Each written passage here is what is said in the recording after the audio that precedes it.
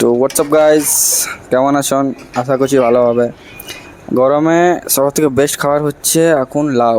তো লাউ খেতে অনেক কাউকে ভালো লাগে না, তো আজকে লাউ দিয়ে একটা বাঙালির ফেভারিট রেসিপি বানিয়েছি।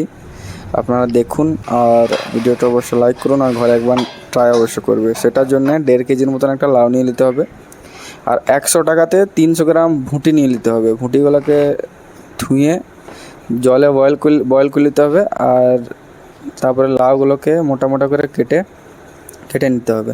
সাথে 2টো আলুকে কেটে নিতে হবে। নিয়ে আমাদের কড়াই চাপিয়ে 2 চামচ সরষের তেল, ওখানে কিছুটা গরম মশলা ফোড়ন দিয়ে ওখানে দিয়ে দেবো একটা পেঁয়াজ কুচানো বড় সাইজের। পেঁয়াজটাকে আমাদেরকে বেশি কুক করার নাই, একটু ট্রান্সপারেন্ট হয়ে গেলেই তারপরে আমরা ওখানে যে তেলটা থাকে ইন্টেস্টাইনে, ওই তেলটাকে আমরা দিয়ে দেবো পেঁয়াজে। তারপরে পেঁয়াজ আর তেলটাকে ভালো করে কষাবো একসাথে। যখন কষানো হয়ে যাবে তারপরে যে বয়েল করা হওয়া খাসির ভুঁটি ছিল সেগুলোকে আমরা দিয়ে দেবো।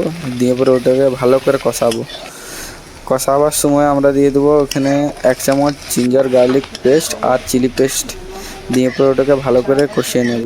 কষানো হয়ে যাবে তারপরে ওখানে 2 চামচের মতন জিরে ধনে পাউডার, 1 চামচ হলুদ পাউডার আর কাশ্মীরি রেড চিলি পাউডার দিয়ে ভালো করে কষিয়ে নেব।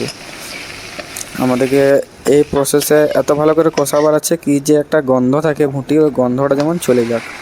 তারপরে আমরা যে আলু আর লাউ কেটে রেখেছিলাম সেটা আমরা দিয়ে দেবো।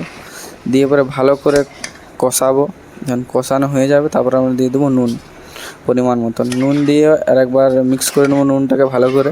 তারপরে ঢাকা দিয়ে রেখে দেবো 20 থেকে 30 মিনিটের মধ্যে। তারপরে দেখে নেবার আছে কি যেমন কি আমাদের লাউ আলুগুলো সেদ্ধ হয়ে যাক। সেদ্ধ হয়ে গেলে আমরা ওখানে মিট মশলা আর কসুরি মেথি দিয়ে